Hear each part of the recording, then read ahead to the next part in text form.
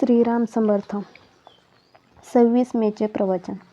भगवंताचे स्मरण ही सद्बुद्धी. परमेश्वर सर्व ठिकाणी भरलेला आहे, सर्व विश्व व्यापून आहे. मग त्याच्या अस्तित्वाची जाणीव प्रत्येकाला का होत नाही? ज्याची भावना प्रगल्भ झाली असेल त्यालाच परमेश्वराचे अस्तित्व जाणवेल, इतरांना नाही.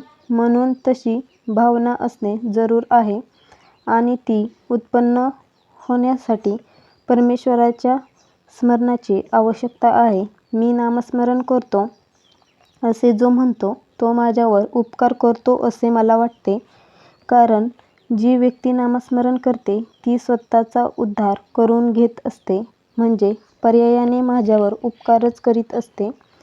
बुद्धिवाद्यांना एक शंका अशी येते की परमेश्वर हा जर बुद्धिदाता आहे तर मग दुर्बुद्धी झाली तर तो दोष माणसाचा कसा म्हणता येईल? याला उत्तर असे की बुद्धिदाता परमेश्वर आहे हे अगदी खरे, पण त्या बुद्धीची सद्बुद्धी किंवा दुर्बुद्धी का होते हे पाहणे जरूर आहे. प्रकाश काळोख या दोहोलाही कारण सूर्यच असतो. सूर्याचे अस्तित्व हे उजेडाला आणि नास्तित्व हे काळोखाला कारण आहे. तसे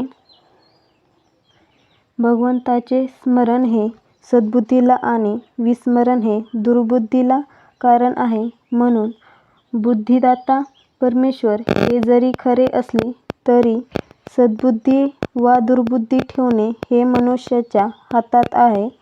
भगवंताचे स्मरण ठेवले म्हणजे दुर्बुद्धी होणार नाही, म्हणून नेहमी भगवंताच्या स्मरणात राहावे आणि याला उपाय म्हणजे नामस्मरण.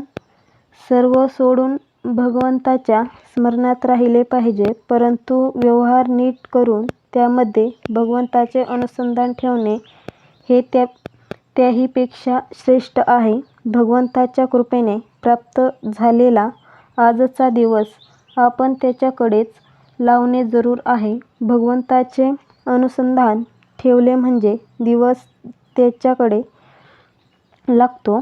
अशा रीतीने आजचा दिवस भगवंताच्या अनुसंधानात घालविला तर आपल्याला नित्यदिवाळीच आहे. अनुसंधानात स्त्री-पुरुष, श्रीमंत-गरीब हे भेद नाहीत. इतर साधनांनी जे साधायचे ते नुसते अनुसंधानाने साधते, हाच या युगाचा महिमा आहे. इतर विषय मनात न येता एकाच विषयावर मन एकाग्र होणे याला अनुसंधान असे म्हणतात. भगवंताचे अनुसंधान हेच खरे पुण्य होय आणि हीच आयुष्यात मिळविण्याची एकमेव गोष्ट होय. एक भगवंताचे अनुसंधान ठेवा म्हणजे इतर सर्व गुण आपोआप मागे चालत येतील. भगवंताला अनन्य भावे अशी प्रार्थना करावी की देवा, प्रारब्धाने आलेले भोग येऊ देत, पण तुझे अनुसंधान मात्र चुकू देऊ नको.